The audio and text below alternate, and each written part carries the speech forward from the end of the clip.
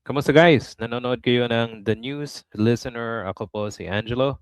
At pag-usapan natin tong balita ngayong araw na ito. Okay? Galing sa ABS-CBN.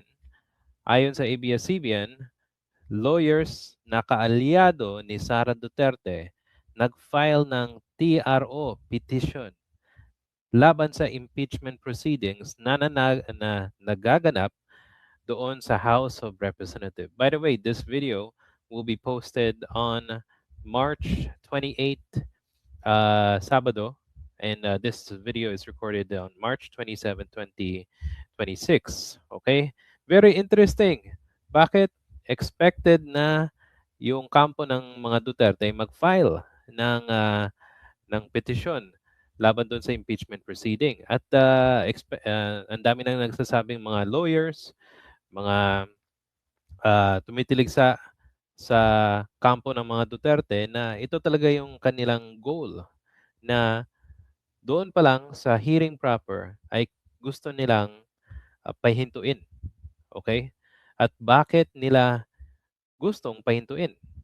So first, let's read some few clips here. Tapos read the galing dito sa ABS-CBN, and then let's listen from ANC later on. So ayon sa ABS-CBN, lawyers allied with Vice President Sara Duterte announced the filing before the Supreme Court of a petition for certiorari with prayer for a TRO against the impeachment proceeding at the House of Representatives. Yung mga kalyado niyong abogado, okay, si Atty. Torion. O kung natatandaan nyo, yan ang abogado ni Duterte nung kunin siya doon sa papuntang The Hague. Okay? At si Atty. Torion, by the way guys, ay lawyer ni Sara Duterte. They're clarifying that they're filing the petition as taxpayers but not the legal team. Imagine niyo, hindi parte ng as not the legal team but the taxpayers. Aba, okay. Bakit bakit sila humihingi ng tulong yung proceedings na gusto ng Korte Suprema ay ginagawa na ng House of Representatives, right? Kasi nga ayon sa Korte Suprema, hindi daw sinunod yung due process. Ngayon, sinusunod yung due process. Kino-question na naman nila yung constitutionality ng proceedings. 'Di ba? Kalokohan. Punta tayo sa ANC. Okay, pakinggan natin yung balita dito. Okay? More of it. Allied with Vice President Sara Duterte have asked the Supreme Court for a temporary restraining order to halt the ongoing impeachment proceedings at the House of Representatives. The petition, filed as a certiorari with prayer for TRO, was submitted by attorney Israelito Torion on behalf. Okay, sino pang mga attorney dito? Martin Delgra, Torion, Rizada, Wendell Ivasco, James Patrick Bondo. Si Patre, si Bondok. yung tawag ni dito, yung kaalyado ni Sara Duterte na natalo. Si Vic Rodriguez nandito rin. Sino to? Si Raul Lambino. I think kilala ko yung Lambino na yan. Attorney Luna Maria Dominic Acosta Malintok, Jesus Hinlo Jr. and Dr. Richard Mata. Puro mga Duterte senators nung last 2025 election. At hindi pa sila naiya. Humihingi sila para kay Sara Duterte. Hindi yung si Sara Duterte yung humihingi sa Korte Suprema. Sige. Of taxpayers, not as part of Duterte's legal team. It argues while the House has the constitutional power to initiate impeachment, that power is not absolute and must be exercised within legal bounds, due process, and the committee's duty to dismiss frivolous complaints. This is Wait, due process ginagawa na nila, di ba? Bakit kayo nagrereklamo ngayon na yung una, wala raw due process. Tapos ngayon na merong due process, inirereklamo nyo pa. Ano ba talaga yung gusto nyo? Diba? Parang hindi ano na ba to, mga abogado naman sila, dapat naman siguro alam niyo naman yung ginagawa ng House of Representatives. Sige, tuloy natin. Second time, VP Duterte and her supporters have sought the Supreme Court's intervention to halt impeachment efforts. Meanwhile, Congressman Terry Ridon, a member of the House Justice Committee, slams the petition for TRO. Ridon says the petitioners have no legal personality to bring the case before the Supreme Court, and their claim of taxpayer status as basis for standing is misplaced. By the way, if they're saying they're taxpayers, sila ay taxpayers, kaya nagpa-file sila ng TRO against the impeachment proceeding, mas mabuti na siguro ipalanandakan nyo na talagang maka-Duterte kayo. Hindi yung nagdi-disguise kayo under the taxpayers' money.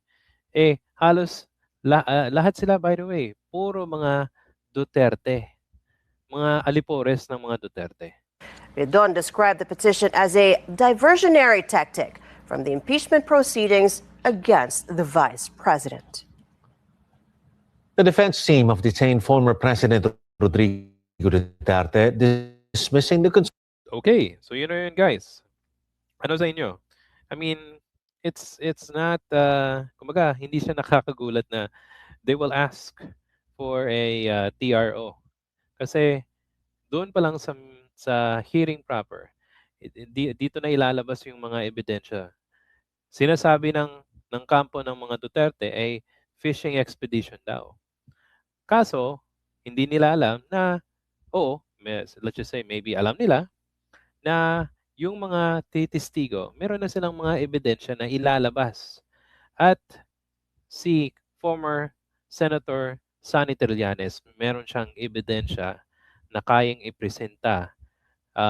He said that he will do it around April hearing. So merong at least, I guess, 3 hearing, kung natatandaan ko, about mga around 19, basta 3 weeks, 1 week each ang hearing. At binigyan si Sara Duterte ng imbitasyon para kumbaga i-dispute, i-refute, ilaban na meron siyang katibayan na walang basis yung mga allegation or complaints sa kanya. Pero ang ginawa niya, hindi siya nagsumipot. So, ang plano talaga nila, it's either kung hindi gumana yung yung pag-petition sa Korte Suprema, hindi gumana yung TRO, they're okay to okay sila pag yung impeachment complaint ay mag-push through sa Senado kasi dito doon sila may numbers. At I hope yung si Bongbong Marcos may ginagawa ng move para mapigilan ito. Kasi it was already given last time na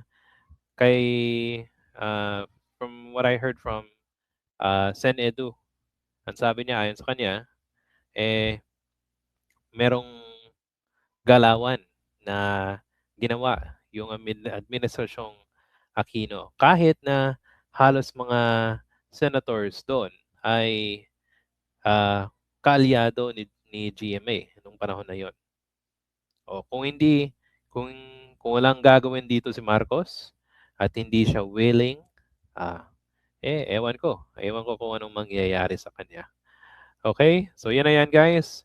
So akala ko ba bloodbath na. Kaso parang bubble bath lang eh. 'Di ba? Kung matapang ka, kung wala kang kinakaya o katakutan, dapat ilaban mo. Huwag kang magpaduwag, 'di ba? Wag nang magpaduwag, kung kaya mo naman, go, 'di ba? Ang dami mong abogado eh. Okay, so yan na po guys. Kung meron po kayong komento, suggestion sa ating video, paki-comment po sa ating comment section. At if nagustuhan niyo po ito, please hit the like and subscribe button. Salamat po and see you sa susunod na video.